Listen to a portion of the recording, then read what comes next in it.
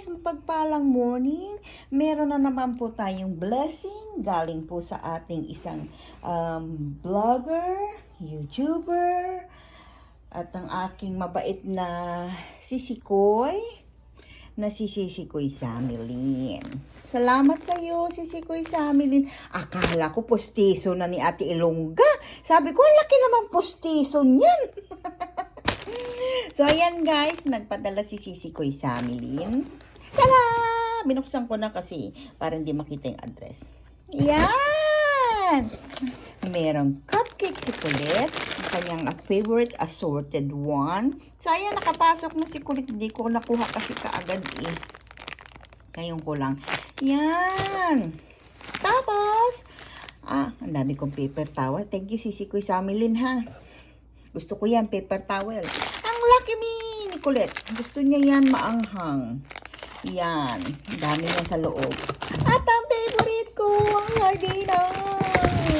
Ayan, guys. Thank you, Sisikoy Samilin. At ang hindi makakalimutan ni Sisikoy, ang ulam ni Colette.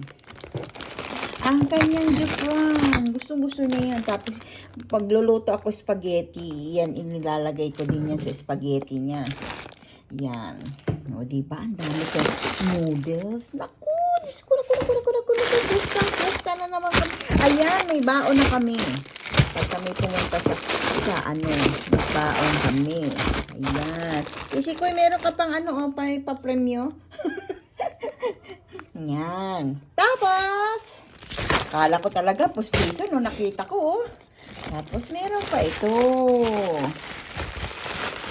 Ayan, ang favorite ni Colette. Tada!